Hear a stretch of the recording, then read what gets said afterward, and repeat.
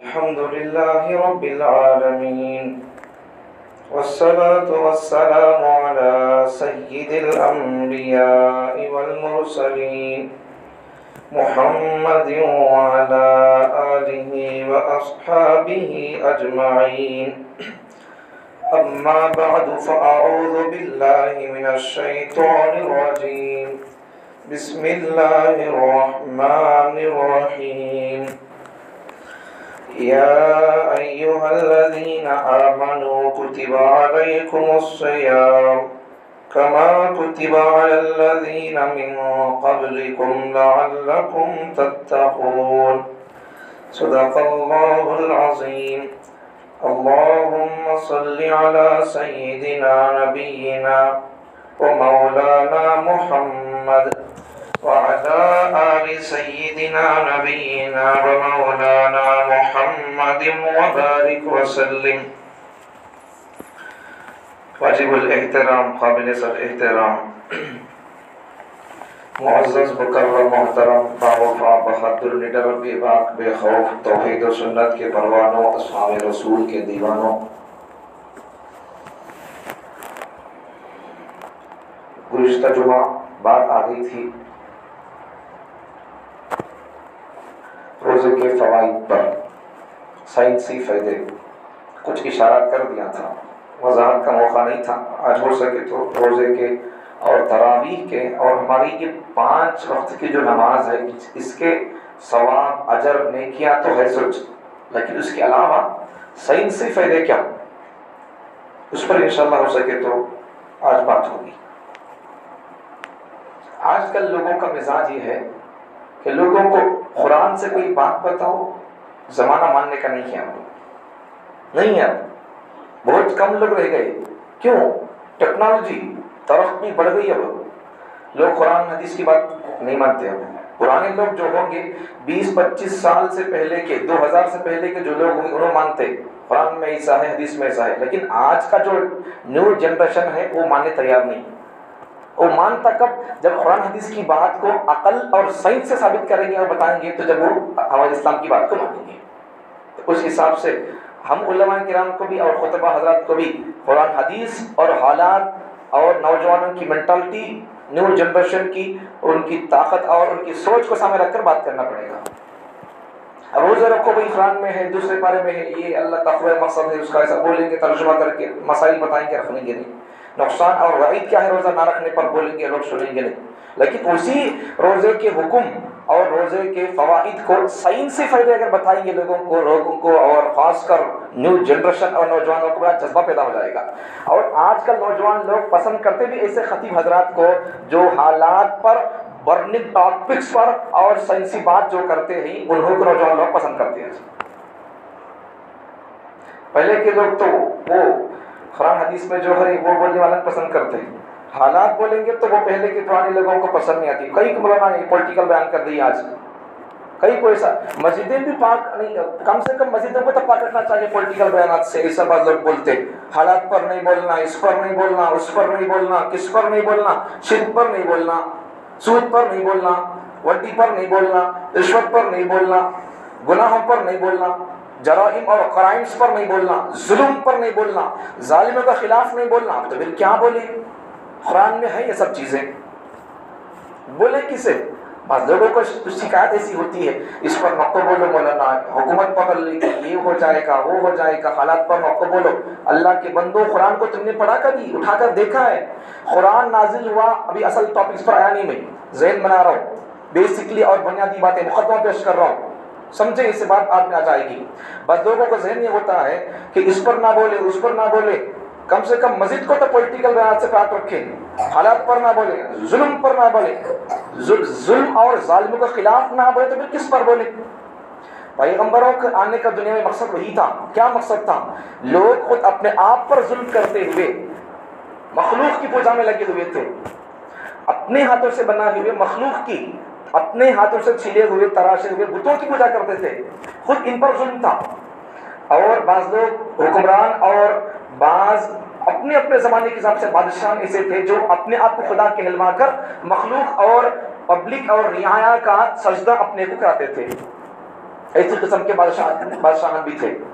تو نبیاں جو آتے تھے یہی کرنے آتے تھے. کیا بھئی تمہیں مخلوق کی پوجا نہیں کرنا، چاہے وہ بادشاہ ہو یا پھر اپنے ہاتھوں سے تراشی ہوئی بت کیوں نہ ہو، مورتیاں کیوں نہ ہو، تم کو مخلوق کی پوجا کرنے کے لیے اللہ بنایا نہیں ہے. تم کو بنانے والا، تم کو، اور تم جس مخلوق کو تراشتے ہو، یا پھر تمہارے اسٹیٹ کا جو بادشاہ ہے یا پھر تمہارے ملک کا جو بادشاہ ہے، تم جس کی رعایا ہو اس کی پوجا کرنا بھی نہیں ہے. وہ خود بھی مخلوق ہے، تم جس تراشتے ہو مخلوق ہے. تم کو جس نے پیدا کیا اور اسے جس نے پیدا کیا بادشاہ کو، اور پوری کائنات کو جس نے پیدا کیا، اس کے سامنے یہ سب جھکنا چاہیے اور اسی کے لائق ہے یہ سب. کسی اور کے سامنے یہ سب جھکنے اور جھکانے کے لائق نہیں ہے. اب یہ بات اللہ نے کیوں کی؟ قرآن مجید میں اللہ تعالیٰ پوائنٹ پڑھ کے بات آگے بتا رہا ہوں. قربان شروع کرنے سے ایک پوائنٹ سمجھے، بعد میں بات آ جائے گی. اب کے بیان کے بعد سے میں سمجھوں گا کہ اب جو پوائنٹ پڑھ رہا ہوں اس کے بعد سے آپ جس مسجد میں جا کر آپ بیان سنیں گے، جہاں کہ آپ کو موقع ہوگا، جس مسجد میں جس ٹاپک پر بیان ہوگا، میں سمجھوں گا کہ اس پوائنٹ کے بعد آپ میں سے کوئی بندہ اعتراض نہیں کرے گا، یا پھر اس بیان کے بعد یا اس بیان کو جو لوگ سن لیں گے وہ اس بیان اور اس پوائنٹ کے بعد لوگ اعتراض نہیں کریں گے. علماء کے بیانات پر پولیٹیکل بیان کرتے مسجد میں، حالات پر بولتے، نہیں بولنا چاہیے. پوائنٹ سمجھو، آپ دل دماغ صاف کر لو. پوائنٹ سمجھے. قرآن مجید نازل کس پر ہوا؟ بولو بھائی، معلوم نہیں. قرآن مجید نازل کس پر ہوا؟ باتیں آپ بھی بولنا تاکہ آپ کو یاد ہو جائے باتیں. محمد صلی اللہ علیہ وسلم پر، ہمارے پاس جگت گرو محمد صلی اللہ علیہ وسلم پر، مخلوق کائنات، وجہ تخلیق کائنات، ان کی وجہ سے اللہ مخلوق کو کائنات کو وجود بخشا، تو ان پر نازل ہوا. پوائنٹ بول رہا ہوں، توجہ سے سنو. دل کی آنکھیں، دماغ کی آنکھیں، سر کی آنکھیں سب کھول کے سنیں. بات صرف یہ سر کی کانوں سے اور اسے سنیں گے تو توجہ نہیں. اس کا سننے کا، کانوں کا سننے کا مطلب کیا ہے؟ سنتے سنتے بھی ایسا بیٹھے تو یہ کان سن لیتی ہو، وہ نہیں ہونا سو. دل دماغ ان کے بھی آنکھیں ہوتی ہیں. مطلب کیا ہے؟ یہ بھی کھلی رہنا. سر کی آنکھیں، دل دماغ کی آنکھیں کیا بول رہی، کیا حساب سے بول رہی، کیا پوائنٹ بولنا چاہ رہی، اس سے ہمارے کو مثال کیا دینا چاہ رہی، وہ بھی سمجھنا. وہاں تک گہرائی میں جا کر سننا. سے بات رہنا یہاں چھمے، بیٹھا یہاں چھا، لیکن ہمارے دل دماغ خطیب صاحب کے بیان کے الفاظ کی گہرائی میں اتر کر سمجھنا، اور سمجھنے کے بعد پھر انہوں نے نتیجہ کیا نکلنا چاہتے ہیں ہمارے لیے، اس نقطے سے پوائنٹ سے سبق ہم کو کیا دینا چاہتے ہیں. وہاں تک پہنچیں گے تو بیان کا فائدہ ہوگا اور قوم کو سدھرنے کی دیر نہیں لگے گی.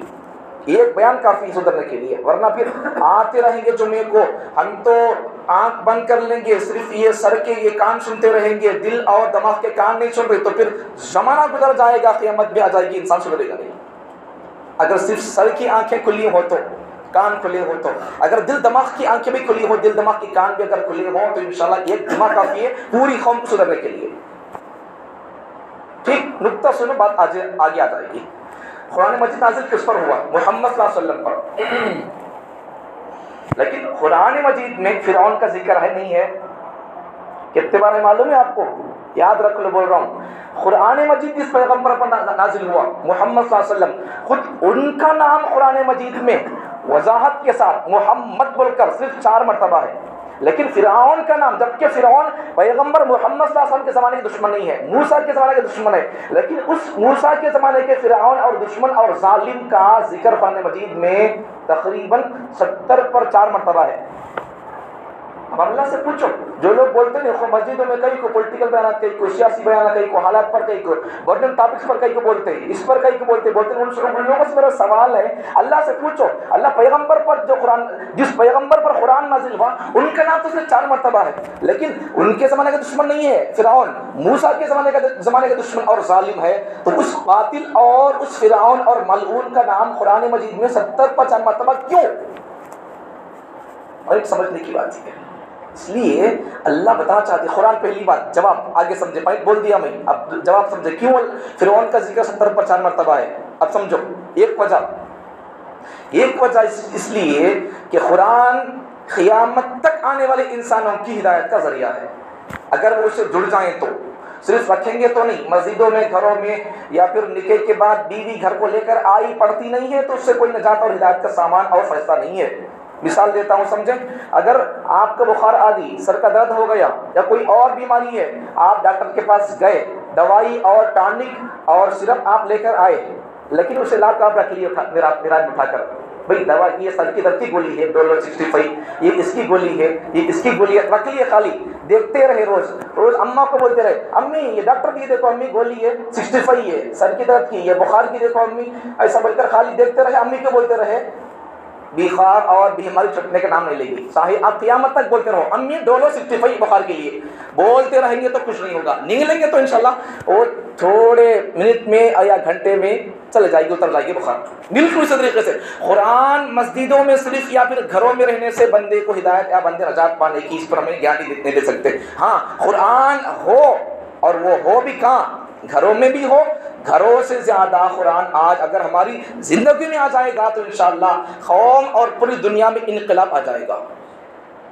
آج افسوس کی بات ہے مسلمان لوگ قرآن کو گھروں میں صرف ایک سجا کر رکھنے کی چیز بنا لی, بس ختم. مکے کو جا کر قرآن لے کر آئے, وہاں جا کو لے کر آئے, یہاں جا کر لے کر تو آتے لوگ, لیکن پڑھنے والے کوئی نہیں ہے. پڑھنے والے بہت کم لوگ ہیں.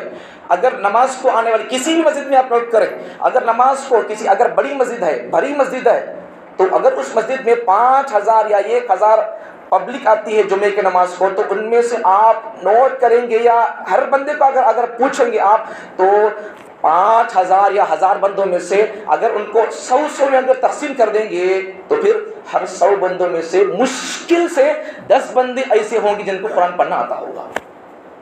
بقیہ ہر 100 میں سے 90 بندوں کو قرآن پڑھنا نہیں جانتے تک نہیں وہ لوگ. اگر یہ حال رہا تو پھر یہ حالات, یہ ظالم ہمارا غلات میں نہیں مارے گا تو پھر کیا ہمارے ہاتھ حوالے کر دے گا حکومت تم کرو بول کر. تم عمر کے غلام ہو, تم ابو بکر کے غلام ہو, تم محمد کو ماننے والے ہو, چلو لے حکومت تم کرو, بولیں گے ایسا.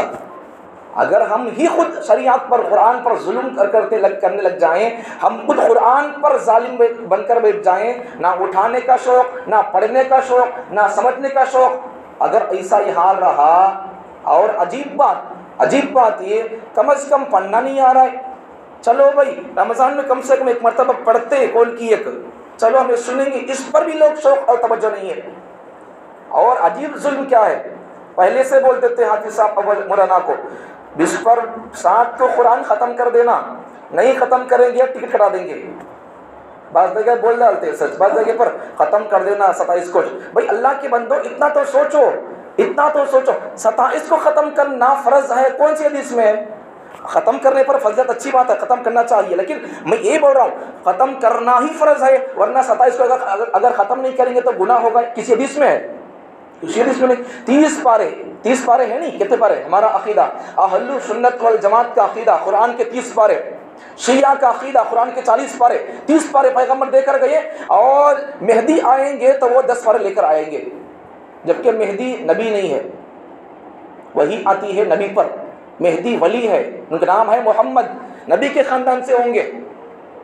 نبی پر وہی آتی ہے, ولی پر, غیر نبی پر وہی نہیں آتی. لیکن شیعوں کا عقیدہ ہے مہدی لے کر آگے 10 پارے, معرفت کے 10 پارے کہتے ہیں. اللہ کے نبی معرفت بھی دے کر گئے, شریعت دے کر گئے, طریقت دے کر گئے. تمام تر سوالات جو ایک انسان کو پیدا ہونے سے پہلے سے لے کر اور مرنے تک, مرنے کے بعد, اور جنت اور دوزخ کے فیصلے تک کے تمام تر حالات اور تمام تر سوالات کا جواب دے کر پیغمبر صلی اللہ علیہ وسلم چلے گئے. تو پھر اب کیا بات ہے کہ شیعہ لوگ قرآن کے بارے میں 30 پارے نہیں 40 پارے بولتے ہیں. تو اہل سنت والجماعت کا عقیدہ ہے قرآن کے 30 پارے, وہ ان کا عقیدہ ہے. ہم کو, ہماری پبلک کو اپنے عقائد کیا ہے وہ بھی سمجھانا ہے, اور باطل لوگوں کے عقائد سمجھا کر ان سے بچانے کا ہمارے کام بھی ہم کو کرنا ہے.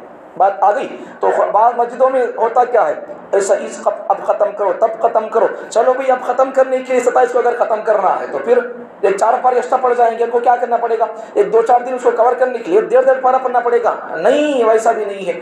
1.5 پارہ پڑھیں گے تو 10 بج جائیں گے. عجیب بات ہے. کم از کم قرآن کا مہینہ آ کر بھی آج قوم اگر قرآن نہیں سنے گی, مسلمان قوم, تو پھر کیا لائق ہوگی اللہ کے پاس کی, کیا منہ لے کر جائے گی پیغمبر کے پاس, کیا منہ لے کر جائے گی. پیغمبر خود جس پر قرآن نازل ہوا, وہ خود پیغمبر صلی اللہ علیہ وسلم جبرائیل کو ساتھ لے کر قرآن کا دور کرتے تھے. انہوں سناتے ان کو سناتے تھے. پیغمبر ہو کر قرآن پڑھنے پڑھانے کا ماحول تھا. ہمیں کون سے پیغمبر اس پیغمبر کو مان کر ہم ان کے غلام ہیں. سو اگر ہمیں کم از کم پڑھنا نہیں آ رہا, چلو ایک مرتبہ سال میں ایک مرتبہ سن تو لو کم از کم اطمینان کے ساتھ. 8:30 کو تراویح کھڑ گئے, برابر 9:30 کو ختم ہو جانا. اچھا اگر یہ حال رہا, آپ کے اگر زور سے اگر حافظ صاحب اگر تیز پڑھ دیے, آپ کے خوف اور آپ کی زبردستی سے اڑا مار دیے, یا پھر اور کچھ کر دیے, تو پھر اس کا گناہ ان کو بھی ہوگا, آپ کو بھی ہوگا. جو ان پر زور ڈالتے ان کو بھی ہوگا. پہلے بول دینا اطمینان سے پڑھو, کیا بھی کام نہیں ہے ہمارے کو, سب کام کر لے کو ہمیں فری ہو کر آ گئے، اب فارغ ہو کر آ گئے. اب آپ جو جیسا انداز سے آپ پڑھیں گے ہم اتنا سے سنیں گے، کوئی ٹینشن نہیں ہے. پہلے سے بول دینا ایسا اطمینان سے پڑھو، پڑھنے کا مزہ آپ بھی لو، پڑھنے کا مزہ ہم کو بھی دو. وہ سا مزہ ہونا تو کیا کرنا، پھر ویسا انداز سے پڑھنا پڑے گا. پھر پڑھیں گے تو پھر مزہ آ جائے گا قرآن کو. قرآن پڑھنے کے اندر جو مزہ ہے ہم نے سمجھا ہی نہیں ہے، سمجھا ہی نہیں قرآن کے مزے کو ہم نے. تو میرے حال قرآن مجید میں فرعون کا نام 70 پر 4 مرتبہ ہے. پہلی وجہ بتا دیا میں. قرآن جس پیغمبر پر نازل ہوا وہ کتاب اور وہ پیغمبر قیامت تک آنے والے انسانوں کے لیے رہبر اور رہنمائی کا کام کریں گے. دوسری وجہ قرآن میں فرعون کا ذکر 70 پر 4 مرتبہ کیوں، محمد صلی اللہ علیہ وسلم کا ذکر صرف 4 مرتبہ کیوں. دوسرا جواب، ایک جواب دے دیا، قیامت تک آنے والے انسانوں کے لیے کتاب یہی ہے اور فالو کرنا ہے وہ کس ہیرو کو، محمد صلی اللہ علیہ وسلم ہیرو کو فالو کرنا پڑے گا.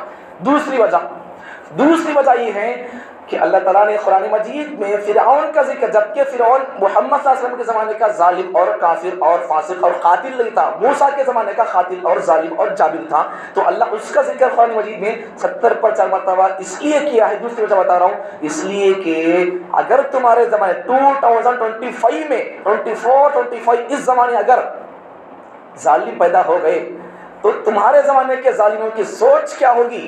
تم پڑھ لو، قرآن سمجھ لو، اور موسیٰ کے زمانے کا ظالم جو تھا اس کی جو مینٹالٹی تھی عین تمہارے زمانے کے ظالموں کی مینٹالٹی وہی ہوگی. بات سمجھ میں آ گیا اور گہرا میں گھسوں. موسیٰ کے زمانے کی فرعون کی مینٹالٹی کیا تھی؟ وَإِذْ نَجَّيْنَاكُمْ مِنْ آلِ فِرْعَوْنَ يَسُومُونَكُمْ سُوءَ الْعَذَابِ يُذَبِّحُونَ أَبْنَاءَكُمْ وَيَسْتَحْيُونَ نِسَاءَكُمْ.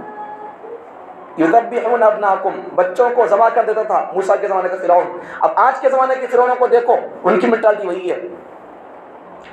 موسیٰ کے زمانے کا فرعون حال کیا تھا اس کا؟ یذبحون ابناکم، بچوں کو ذبح کرتا تھا. دوسری وجہ، دوسرا کام کیا کرتا تھا وہ؟ وَيَسْتَحْيُونَ نِسَاءَكُمْ، عورتوں کو چھوڑ دیتا تھا. ٹھیک. اب یہ بات، دو باتیں، بچوں کو قتل کرتا تھا موسیٰ کے زمانے کا فرعون، دوسرا کیا کرتا تھا؟ عورتوں کو چھوڑتا تھا. اب یہ دو باتیں ہمارے ملک کے فرعون اور حامان اور شداد اور نمرودوں پر ذرا فٹ کرو. کیا یہ دو باتیں آج ہمارے ملک کے فرعونوں کے دل دماغ کے اندر ہے نہیں ہے؟ وجوہات الگ ہے، وجوہات اور مارنے کے طریقے، قتلنے کے طریقے الگ ہے، لیکن مینٹالٹی تو وہی ہے، سوچ تو وہی ہے. تو اس وقت ہم کو کیا بننا پڑے گا؟ پھر جب اس زمانے میں فرعون کی سوچ وہ تھی تو اس کے لیے اللہ تعالیٰ نے موسیٰ کو پیدا کیا، اس کے توڑ کے لیے اور اس سے مقابلے کے لیے. تو ہم کو کیا کرنا پڑے گا؟ ہم میں سے ہر بندے کو موسیٰ بننا پڑے گا. جب باطل ابھر کر آتا ہے، پہلی بات نقطہ میں دوسرا نقطہ بول رہا ہوں، پہلی بات جب کبھی بھی آپ نوٹ کریں، تاریخ میں آپ دیکھیں یا آپ پیچھے چلے جائیں، نبیوں کی زندگی آپ دیکھ لیں آپ، تو پہلے باطل ابھر کر آتا، پھر بعد میں اللہ حق کو پیدا کرتے. اب بھی وہی حال ہے، اب باطل ابھر کر آ رہا ہے. اب ہم مسلمانوں کو آج اگر موسیٰ کے زمانے میں فرعون پہلے پیدا ہو کچھ تھا سو، بعد میں اللہ موسیٰ کو پیدا کیے سو، ایسا اللہ آپ حالات تقاضا کر رہے ہیں. قرآن پیغام دے رہا ہے پوری دنیا کے مسلمانوں کو، اے اللہ کے بندو، اللہ کو ماننے والے بندو، اے محمد صلی اللہ علیہ وسلم کا نام لینے والے بندو، قرآن کہتا ہے، اسلام کہتا ہے، دھرتی انتظار کرتی ہے تم کو ختم کرنے کے لیے. فرعون پیدا ہو گیا، اب تم کو موسیٰ بننا پڑے گا. تم کو ختم کرنے کے لیے ابو جہل پیدا ہو گیا، اب تم کو ابو بکر عمر بن کے کام کرنا ہے. تم سدھر جاؤ، اٹھ جاؤ، بیدار ہو جاؤ. قرآن یہ پیغام دے رہا ہے. افسوس کی بات ہے کہ مسلمان سوتے کے سوتے بیدار ہونا نہیں چاہتے، اصل ہرگز سننا نہیں چاہتے قرآن کو. زندہ کتاب، زندہ کتاب، مردہ دلوں کے اندر زندگی بخشنے والی کتاب، اور بے روح اور بے جان قوم کے اندر ایک تازگی، نیاپن اور جان اور پاور اور طاقت پیدا کرنے والی کتاب قرآن ہے. آج اس پاور پیدا کرنے والی کتاب کو مسلمان چھوڑ کر بھی پاور کا تلاش کر رہے ہیں. وہ پاور پیدا کرنے والی کتاب یہاں پڑھی جاتی ہے، اس پر زور زبردستی سال میں ایک مرتبہ سننا، اس پر اگر زبردستی ہوگی تو مسلمانوں بتاؤ، اگر یہ بات اگر غیروں تک چلی گئی تو وہ بھی ہنسیں گے. ہم بہتر ہے ان لوگوں سے. یہ لوگ تو کم از کم ایک سال میں ایک مرتبہ پڑھتے بڑھ کر سنتے تھے، لیکن اس میں بھی اتنی زور زبردستی کرتے ہیں لوگ اپنے ملاؤں پر. اگر وہ قوم کو معلوم ہو جائے گا تو پھر وہ لوگ ہنسیں گے. نہ کرو وہ ایسا. اب یہاں کرتے نہیں کرتے اس پر بول رہا ہوں نہیں، جہاں جہاں ایسا ہوتا رہتا ہے اس پر بول رہا ہوں. آپ یہاں فٹ نہ کرو، ایسے حالات بولنا ہماری ذمہ داری ہوتی ہے. قوم کی بے راہ روی کیا ہے، قوم کا علماء کو ستانا کیا ہوتا ہے، ہم کو اس کو بولنا پڑے گا. اگر ہم نہیں بولیں گے تو پھر ان کی اصلاح کون کریں گے؟ پھر دجال تو اصلاح نہیں کرے گا آ کر. قیامت کے قریب دجال آئے گا تو وہ اصلاح نہیں کرے گا، وہ فساد مچا کے جائے گا، وہ اصلاح نہیں کرے گا۔ اور اصلاح کی ذمہ داری قوم کی تربیت کی ذمہ داری ہمارے اوپر ہے، اس لیے ہم کو حق بھی بتانا پڑے گا اور باطل بتانا پڑے گا، شریعت بتانا پڑے گا، بدعت بتانا پڑے گا، سنت بتانا پڑے گا، گمراہی کی راستے بتانا پڑے گا، اہل حق کون بتانا پڑے گا، قرآن کی تعلیمات کیا بتانا پڑے گا، اور باطل لوگ کیا، ان کی مینٹالٹی اور سوچ کیا، سازش کیا ہے بتانا پڑے گا، موجودہ زمانے کا فرعون کون، اس کی سازش کیا ہے بتانا پڑے گا، اور آج کے مسلمانوں کو قرآن سے چلنے کے لیے قرآن کے پیغامات کو بولنا اور بتانا پڑے گا۔ بات سمجھ میں آ گئی؟ قرآن مجید میں حضرت محمد صلی اللہ علیہ وسلم کا ذکر 4 مرتبہ کیوں محمد نام، اور فرعون کا ذکر 70 پر 4 مرتبہ کیوں بتا دیا، جو بتا دیا؟ اور اس لیے قرآن سے جڑ جاؤ، قرآن کو مزے لے کر پڑھو اور مزے لے کر سنو، کسی پر زبردستی نہ کرو، ایسا پڑھو ویسا پڑھو، ایسا نہیں، قرآن سنو تو ایسا سنو، قرآن سنو تو ایسا سنو کہ آنکھوں سے آنسو گرنے لگ جائیں۔ عجیب بات ہے، قرآن مجید کا 7واں پارہ اٹھاؤ آپ، وَإِذَا سَمِعُوا مَا أُنزِلَ إِلَى الرَّسُولِ تَرَىٰ أَعْيُنَهُمْ تَفِيضُ مِنَ الدَّمْعِ۔ یہ آیت آپ اٹھا کر پڑھیں گے۔ ایک پیغام دینا چاہتا ہوں، بیچ میں ایک پیغام سن لیں۔ آج ہماری مسجدیں، اہل حق کی مسجدیں آج قرآن کی تفسیر سے خالی نظر آتی ہیں، اہل حق کی مسجدیں آج، ہم لوگوں کی مسجدیں آج قرآن کی تفسیر سے، قرآن کے معنی مطلب کو بتانے سے خالی نظر آتی ہیں۔ کسی مسجد میں دیکھو، بہت کم گنے چنے مسجدوں کے اندر قرآن کی تفسیر ہوتی ہے، ہونا چاہیے۔ اگر اہل حق کی مسجدیں قرآن کی تفسیر سے خالی ہے تو بہت خطرے کی بات ہے، بہت خطرے کی بات ہے۔ یہ آیت کا معنی سمجھیں، وَإِذَا سَمِعُوا مَا أُنزِلَ إِلَى الرَّسُولِ تَرَىٰ أَعْيُنَهُمْ تَفِيضُ مِنَ الدَّمْعِ۔ یہ آیت نازل کیوں ہوئی؟ یہ آیت نازل ہونے، کسی بھی آیت نازل ہونے کے جو قصہ پیچھے ہوتا ہے، بیک گراؤنڈ، شان نزول بولتے ہیں اسے، شان نزول۔ اس آیت کا شان نزول کیا ہے؟ مکے سے نبی صلی اللہ علیہ وسلم کے عاشقین صحابہ جب مکے کے اندر کفار کا زور، ظلم، زبردستی زیادہ ہو گئی تو پھر پیغمبر صلی اللہ علیہ وسلم پرمیشن دے دیے، چھوڑ کر چلے جاؤ بول کر حبشہ کو، مسلمان کو، پہلی ہجرت مسلمان چھوڑ کر حبشہ کو چلے گئے۔ حبشہ کا بادشاہ تھا نجاشی، اس کا نام نجاشی تھا، وہ عیسائی بادشاہ تھا۔ جب وہاں چلے گئے مسلمان لوگ تو پھر لمبا چوڑا واقعہ، شاید جو بات بولا پوائنٹ کیوں بول دیتا ہوں، جب وہاں چلے گئے تو ان کو بلایا گیا دربار کے اندر، نجاشی بادشاہ حبشے کا بلایا، ان کو بلانے کا پھر کیا کہا؟ مسلمان لوگوں نے حضرت علی کے بھائی جعفر طیار رضی اللہ عنہ ان کو بنا دیے خطیب، اور تمہیں ان سے بات کرو بادشاہ سے، ان جو سوال کرے گا تم اس کو جواب دو۔ حضرت علی کے بھائی کو مسلمان پورے ان کو تمہیں بات کر بول کر ان کو طے کر دیے۔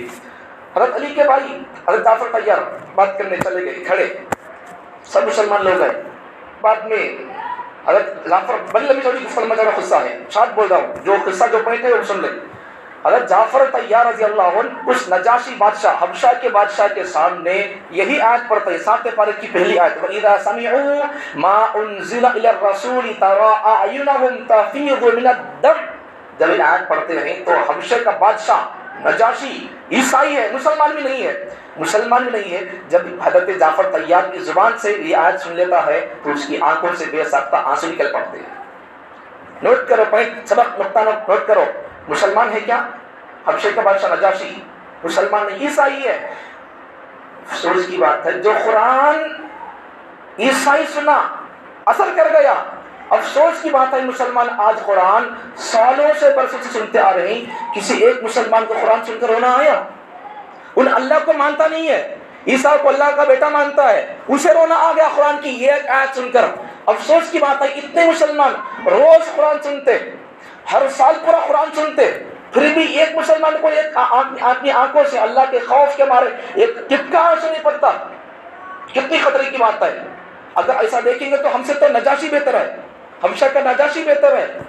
کیا بات ہے، قرآن نجاشی پر اثر کر گیا، افسوس مسلمانوں ہم پر قرآن کیوں اثر نہیں کرتا؟ کیا بات ہے، حبشہ کا بادشاہ پر قرآن اثر کر گیا۔ وَإِذَا سَمِعُوا مَا أُنزِلَ إِلَى الرَّسُولِ تَرَىٰ أَعْيُنَهُمْ تَفِيضُ مِنَ الدَّمْعِ تفیض من الدم۔ قرآن کے سننے سے اے پیغمبر، وَإِذَا سَمِعُوا، اے پیغمبر ہم نے آپ پر ایسا قرآن نازل کر دیا، جب اس قرآن کو جو قوم بھی سنے گی، وَإِذَا سَمِعُوا، جب اس قرآن کو جو قوم بھی سنے گی، مَا أُنزِلَ إِلَى الرَّسُولِ، اے رسول ہم نے جو قرآن آپ پر نازل کیا ہے وہ کیا ہوگا فائدہ اس کا؟ تفیض من الدم، تو جو قوم قرآن کو سنے گی جو ہم نے آپ پر نازل کیا، ان کی آنکھوں سے بے ساختہ آنسو نکل پڑیں گے۔ اس نجاشی کے بادشاہ کی آنکھوں سے ایک مرتبہ ایک آیت سن کر، آدھی آیت سن کر آنسو بہ پڑے، لیکن یہ پوری قوم، پوری مسلمان سوسائٹی پورے قرآن کو مانتی ہے، پورے قرآن پر ایمان رکھتی ہے۔ اگر مسئلہ سمجھو، اگر کوئی مسلمان بندہ قرآن مجید کے کسی ایک آیت کا انکار کر دے گا، بندہ کافر ہو جائے گا۔ پوری قرآن کو مانتی ہے مسلمان قوم، پوری قرآن کو سنتی ہے رمضان میں، اور پورے قرآن کو پڑھنے کا ضرورت رکھتی ہے، لیکن افسوس کی بات ہے اتنے مرتبہ قرآن سن کر پڑھ کر بھی کسی ایک مسلمان سے ایک تراویح نہیں آئی، ایک نماز میں آنسو نہیں بہے۔ کتنی افسوس کی بات ہے۔ اگر ویسا دیکھیے تو وہ بہتر ہے ان سے۔ ایسا نہ کرو، قرآن کے مزہ کو پیدا کرو، قرآن کی لذت کو پیدا کرو۔ آدمی چائے پیتا ہے، مزہ لیتا ہے، کوئی اور چیز کھاتا ہے، مزہ باقی رہتا ہے، چوستا رہتا ہے، ایسا بولتا رہتا ہے اسے، ایسا گوشت کھا لیا، مزہ اٹک لیا، یہ اسے بھی نکال کے کھاتا رہتا ہے، ابھی مزے سے کھاتا رہتا ہے، چکن پکوڑا کھاتا ہے، نیمبو ڈال کے کھاتا ہے، پیاز دے کر کھاتا ہے۔ سوچو ذرا، مجھے قرآن کا مزہ کیوں حاصل نہیں ہو رہا ہے؟ قرآن کے مزے کو حاصل کرنے کے مجھے کون سی پیاس لگانا ہے، کون سا نیمبو نچلنا ہے؟ بس ایک نیمبو نچل لو، ایک نیمبو نچل لو، اور بلکہ وہ نیمبو چھوڑ دو۔ وہ کون سا نیمبو ہے؟ پاپ کا نیمبو چھوڑ دو، گناہ کو چھوڑ دو، قرآن اثر کرے گا۔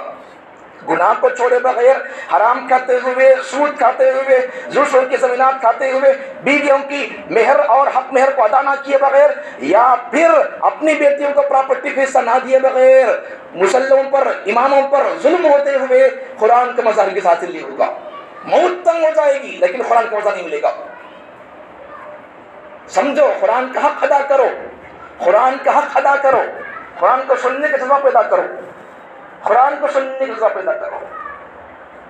ٹھیک بات آگے آ گئی، آگے چلے تو اللہ تعالیٰ نے قرآن مجید میں فرعون کا ذکر کیوں کیا؟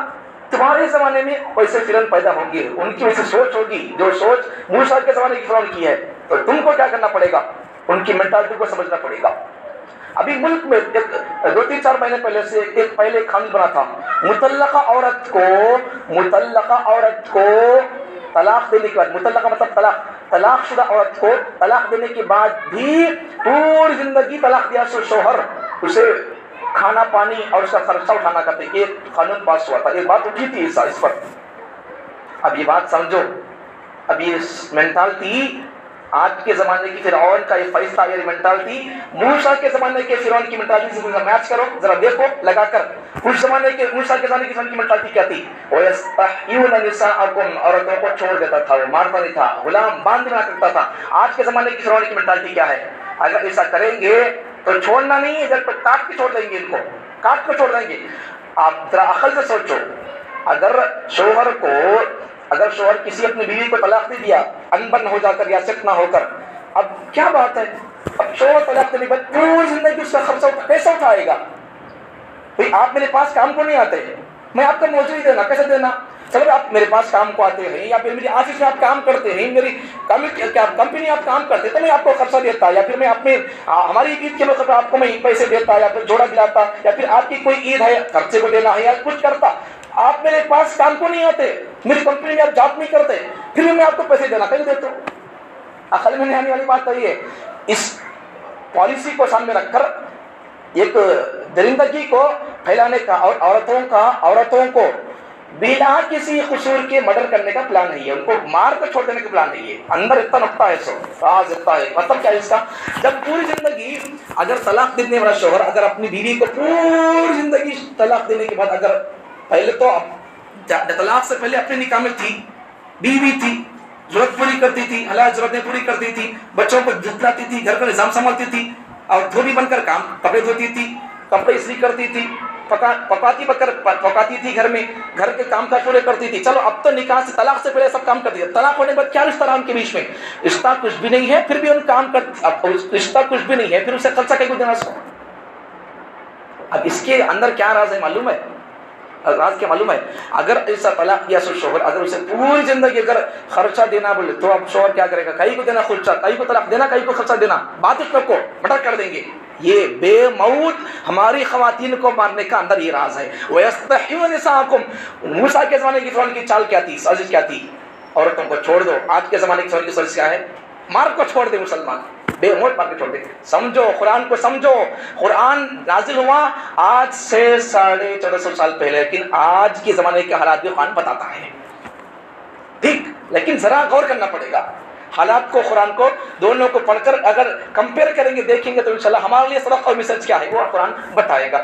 بہرحال بات سمجھ میں آ گئی ہوگی. بس میں جمعے کا عنوان کوئی میں بنا نہیں, ابھی عنوان تک آیا نہیں, بس مقدمہ پیش کر رہا ہوں, مسلمانوں کے ہاتھ پیش کر رہا ہوں. قرآن سے رشتہ مضبوط کرو, قرآن سے جڑ جاؤ, قرآن سے جڑ جاؤ. قرآن سے جڑے بغیر کبھی کوئی قوم کوئی انسان کامیاب نہیں ہو سکتا, کامیاب نہیں ہو سکتا. کامیابی علامہ اقبال نے کیا کہا تھا آج سے 60 سال پہلے 50 سال پہلے, وہ معزز تھے زمانے میں مسلمان ہو کر, وہ معزز تھے زمانے میں مسلمان ہو کر. صحابہ کی شان میں کہا تھا وہ معزز تھے زمانے میں مسلمان ہو کر اور ہم خار ہوئے تارک قرآن ہو کر. صحابہ معزز, عزتیں ملی ان کو, جہاں جاتے قرآن کا پرچم لہراتے, پیغام سناتے, توحید کا, رسالت کا, آگے بات نہ بن پڑتی, آگے جو کرنا کر دیتے تھے. وہ معزز تھے زمانے میں مسلمان ہو کر, قرآن کو انہوں نے تھاما, شریعت کو انہوں نے تھاما, جنگ کے میدان میں رماتیں چھوڑی, شریعت کو تھامے رہا, اور پھر انہیں کیا ہو گئے, معزز بن گئی, اللہ ان کو عزتیں دی, اور ہم خار ہوئے تارک قرآن ہو کر. ہم ہر جگہ مارا ماری, پیٹا پیٹی, نہ ہماری کوئی کمپنیاں, نہ ہماری کوئی بینک, نہ اسلامی غیر سودی کوئی ہماری اسلامی مسلمان کی کوئی بینک ہے, نہیں ہے. اور بہت ساری آج چیزیں نوٹ کرتے چلے جائیں. آج ہمارے مسلمان نوجوان روزی کے لیے مارے پڑتے ہیں, پڑھنا تو پڑھ لیے 30-35 سال عمر تک, لیکن اب تک جاب کی تلاش میں ہے. جاب نہ مل کو بول ڈے بچے ڈال لے کے پھر ہوئی. یہ سب کیوں ہے؟ روزی نہ ملنا اور بہت ساری وجوہات کا نہ ہونا, معاشی نظام میں کمزور مسلمان ہونا, یہ تمام حالات کیا ہے؟ ہم نے چھوڑ دیا قرآن کو, نیٹ ورک کٹ ہو گیا ہمارا قرآن سے, تعلق ختم ہو گیا.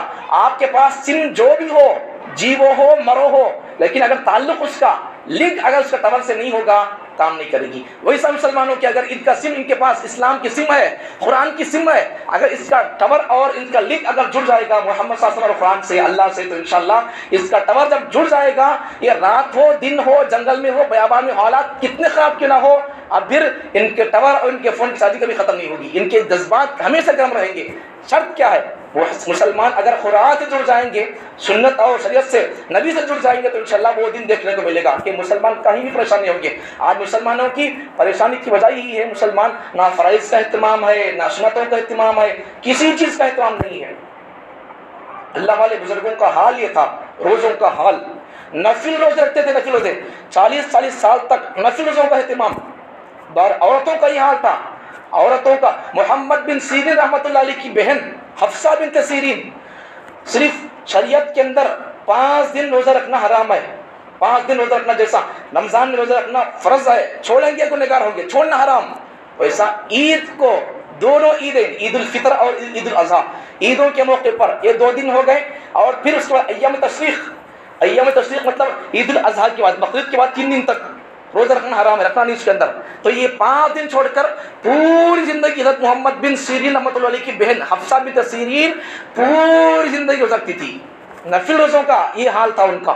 آج ہم فرض روزے رکھتے نہیں, لیکن ہمارے بزرگوں کی زندگی دیکھو کیسی ہے, جڑ گئے شریعت سے, جڑ گئے شریعت سے. اگر ہم بھی جڑ جائیں گے, جیسا ان کی تذکر ہم آج جمعے میں کر رہے ہیں, ہم بھی اگر شریعت سے جڑ کر اگر رہیں گے, شریعت پر, دین پر عمل کریں گے, ہم مر جائیں گے, لیکن ہمارے تذکرے ہمارے مرنے کے بعد بھی 2050 میں جمعے میں بیانات ہوتے رہیں گے.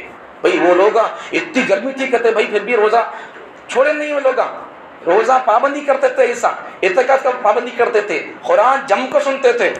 ہمارے تذکرے جب ہوں گے, اگر ہم آج قرآن سے جڑیں گے نہیں, تو پھر کیا حال ہوگا؟ روزے چھوڑ کے رہیں گے, روزے چھوڑتے رہیں گے, بازاروں میں برسرے آم کھاتے رہیں گے, تو پھر ہماری طرف سے غیر مسلم بھائیوں کو پیغام کیا جائے گا؟ پیغام کیا جائے گا؟ ابھی چاشمبی کو 2 دن پہلے پیٹرول پمپ پہ پیٹرول پڑ رہا تھا گاڑی میں, پیٹرول والا پوچھ رہا ہے, میری بچی پانی پی رہی تھی پیکٹ میں, ان پوچھ رہا, صاحب تمہیں پانی تک نہیں پیتے کیا؟ تمہیں ہوا نہیں پیتے؟ تعجب کر رہا ہے, ایسا پانی تک نہیں پیتے تمہیں؟ ایسا بول رہا ہوں. اثر پڑا نہیں پڑا, میں اسے اسلام قبول کر, میں روزہ ہوں, میں حافظ صاحب ہوں, مسجد جمیل میں خطابت کرتا ہوں, بولا کیا اسے؟ میں کچھ بھی نہیں کیا, میں اسے بولا تک میں روزہ ہوں بول رہا ہوں. خود پوچھ رہا ہے کہ میں شام تک پانی نہیں پیتے کیا؟ پانی تک نہیں پیتے تمہیں لوگ, پانی نہیں پیتے اصل. ایسا بولا. اثر ہوا نہیں ہوا؟ اثر ڈالو. آج ہندوستان میں غیر مسلم اور مسلمانوں میں نفرت کا بازار گرم ہوتا جا رہا ہے. کچھ لوگ نفرتیں پھیلا رہی ہیں, اب ہمیں محبت پھیلانا ہے, کرو کام, غیر مسلم بھائیوں کو جوڑو, اسلام سے قریب کرو ان کو. کرنے کے لیے کام، کرنے کے کام بہت سارے مسلمانوں کے ہیں، ذمہ داری کے کام، وہ ہم کر رہے نہیں. کیا کرو؟ مسجدوں کے اندر کبھی بلاؤ ان کو، غیر مسلم بھائی کو. دعوت کیوں کرتے رمضان کے اندر؟ لوگ ہوتے دعوت کرتے کہ مسلمان لوگ کرو کرو، لیکن حلال پیسے سے کرو. ساتھ میں کیا کرو؟ ہمارے اس ملک بھارت کے غیر مسلم بھائیوں کو سمجھاؤ. ہاں وہ دیکھو ہماری مسجد کے اندر سسٹم کیا ہوتا ہے. ان لوگوں کے دل دماغ میں ایک غلط فہمی بیٹھ گئی ہے، مسجدوں کے اندر ایسا ہوتا ویسا ہوتا، یہ بولتے وہ بولتے، ایسا بولتے ویسا بولتے بول کر. آج تو آج ہے. ایک واقعہ بول دیتا ہوں. آج سے 50 سال پہلے نہیں، آج سے 50 سال پہلے ہی حضرت علی میاں ندوی رحمۃ اللہ علیہ بہت بڑے ہمارے ہندوستان کے عالم صاحب تھے. تو ان کے زمانے میں ایک جگہ پر ایک مسجد کا اوپننگ تھا، افتتاح کا موقع تھا. تو وہاں ایک غیر مسلم آدمی آیا تھا. تو آ کر کیا بولنے لگا کہ تمہیں لوگ مسجد کو تمہیں اوپننگ کرتے تو مسجد کے بنیاد ڈالتے وقت تمہیں گائے کو ذبح کر کے اس کا گوشت خود ڈالتی کرتے تو بول کر اس کے دل دماغ میں اپنے بڑوں سے اپنے سے سن کر وہ بات اس کے دل کے اندر بیٹھ گئی تھی. آ کر پوچھنے لگا. اب حقیقت کیا ہے معلوم نہیں ہونا. آ کر پوچھ لیا تو بعد میں پورے مسجد کے پروگرام میں تھا. تو افتتاح کیسا ہوئی، مسجد کیا ہو گیا کیا نہیں سب دیکھ لیا. تو بعد میں اس کے دل دماغ سے تو خود دیکھا نہیں کیا. اب مسجد کے اندر ہمیں کیا تو بنیاد ڈالتے وقت میں ہمیں کہا تو گوشت کاٹ کو رکھے کیا کسی مسجد کے کونے میں دیکھ لیا پورا آ کر پروگرام میں. تو اس کے بعد اس کے دل کے اندر جو سالوں سے جو غلط فہمی تھی، کیا غلط فہمی تھی؟ مسلمان لوگ گائے کاٹ کو مسجد کے پلروں کے اندر نیچے ڈالتے کرتے، خون بھی گوشت کا گوشت کے دل دماغ کے اندر ایسی بات پھیلی ہوئی تھی، غلط فہمی تھی. کلیئر ہو گیا. ایسا مسجدوں کو غیر مسلم بھائیوں کو بلاؤ. بلانا کوئی عجیب بات نہیں ہے. حدیث میں ہے پیغمبر صلی اللہ علیہ وسلم کے ایک صحابی ابھی اسلام قبول نہیں کیے تھے، حضرت ثمامہ بن اسال نام ان کا، حضرت ثمامہ بن اسال نام ان کا، ابھی اسلام قبول نہیں کیا. کسی جنگ میں ان کو خرید کر کے لایا گیا تھا. نبی صلی اللہ علیہ وسلم مسجد نبوی کے پلر سے باندھ دیا. 2-3 دن تک مسجد میں رہنا پڑا ان کو. مسجد کا ماحول دیکھتے رہے، اسلام قبول کر لیا. مسجد بولتے ہی کسے؟ اللہ کا گھر. چاہے وہ مسلمان، چاہے وہ انسان، چاہے وہ اللہ کو مانتا ہو، اللہ کا انکار کرتا ہو، ہر ایک کا گھر ہے مسجد. اللہ سب کا، اس کا گھر سب کا، قرآن سب کا، نبی سب کے. بلاؤ ان کو، لیکن ہمارا اکرام دکھنا ان کو. اسی طریقے سے پہلی ذمہ داری بول رہا ہوں، ہمارے ملک میں کرنے کا کام محبت کو بانٹنے کا کام ہے. غیر مسلم بھائیوں کو اسلام سے خرید کرنے کے لیے پہلا کام، آپ جہاں رہتے، آفس میں رہتے، کمپنی میں رہتے، آپ اپنی کسی فیکٹری میں رہتے ہیں، تو اگر وہاں آپ افطار کھولنے کا موقع ہوتا ہے تو پھر کیا کرو کام. پہلی ذمہ داری کا بتا رہا ہوں، آج کے جمعے سے پیغام سمجھو. جہاں آپ رہتے ہیں، آپ اپنے مسلمان دوستوں کو افطاری کے لیے بلا لیتے ہو، تو آپ کی کمپنی اور فیکٹری میں جو غیر مسلم بھائی ہمارے ملک رہتے ہیں ان کو بلا کر بٹھا لے کے کھلا لو. کھجور دو ان کو، فروٹ دو ان کو. ان کا دل بھی ہمارے مسلمانوں کے بارے میں اور اسلام کے بارے میں بھر جائے گا. ان کے زبان سے وہ لوگ یہ کہیں گے کہ بھئی اسلام میں چھوٹ چھاٹ کا کوئی ایسا موقع اور ایسی بات، ایسا چانس نہیں ہے. ہر ایک کو یہ لوگ انسانیت کے بنا پر کام کرنے کے جذبہ اپنے دل کے رکھتے ہیں. ان کو یہ میسج جائے گا ہماری طرف سے. ورنہ پھر اگر ہم ان کو نہیں بلائیں گے، نہیں دیں گے، آج ہمارا ماحول کیا انداز کیا ہے بولو. یہ لوگ ہمارے کھجور دیکھ بھیجے کیا، میں ان کو دیکھ بھیجتا ہوں کھجور. پتہ چل سو اب میرے گھر کے بازو ان کا گھر ہے کیا، ان کو دیتا ہوں میں، یا ان کے گھر کے بازو میرے گھر کے بازو میں بیچ میں کسی غیر مسلم کا گھر ہے کیا، اسے کون دیتا نہیں بھیجتا بھی نہیں. کیا بولتا ہوں مسلمان نہیں. ارے مسلمان نہیں تو کیا ہو، انسان نہیں کیا، انسان نہیں. شادی کے بکرے بلاتے ہیں. وہ رمضان مقدس مہینے میں آپ کا ایک کھجور دیکھ بھیجو، ایک فروٹ دیکھ بھیجو. ہو سکتا ہے اس کا دل پاک ہو کر ہمارے مسلمانوں کے بارے میں، اسلام کے بارے میں نفرت جو لوگ پھیلا رہی، نفرت ہٹ جائے گی، محبت پیدا ہو جائے گی. محبت کرنے کا کام یہ ہے ہمارا. بہرحال صحیح سی 2-3 فائدے سن لے، بات ختم کر دیتا ہوں. روزہ رکھنے کے اندر، روزہ رکھنے کے بارے میں جو لوگ روزہ نہیں رکھتے بہت سخت خطرے کی بات ہے. ایک فائدہ بول دیتا ہوں، جتنے آپ بیماریاں ہیں وہ سب، جتنی بیماریاں ہیں سب کچھ بیماریاں زیادہ کھانے کی وجہ سے ہے، کم کھانے کی وجہ سے نہیں ہے. تو اس لیے اب مثال دیتا ہوں سمجھو. اب تو بھی شوگر ٹیسٹ کرنا ہو، چکر نہ ہو تو ڈاکٹر کبا بولتا، آر پٹا بولتا، رائٹ. کئی کو معلوم ہے اس وقت تو ہے نہیں، لیول ہو جاتی وہ. کئی کو بولے تو کیا بھی کھا کو نہیں پہلے. اس لیے اب ہمیں روزے میں وہی سبق ہے. دن بھر اگر ہمیں بھوکے ایسا رہیں گے تو ہماری شوگر کنٹرول ہو جائے گی، ہمارا موٹاپا کم ہو جائے گا، جسم کے اندر کی چربی، کولیسٹرول بولتے ہیں اسے، چربی وہ ختم ہو جائے گی. ہمارے روزے کے ذریعے سے گرمی پیدا ہوتی ہے. وہ گرمی کیا کرتی ہے؟ گرمی کیا کرتی ہے؟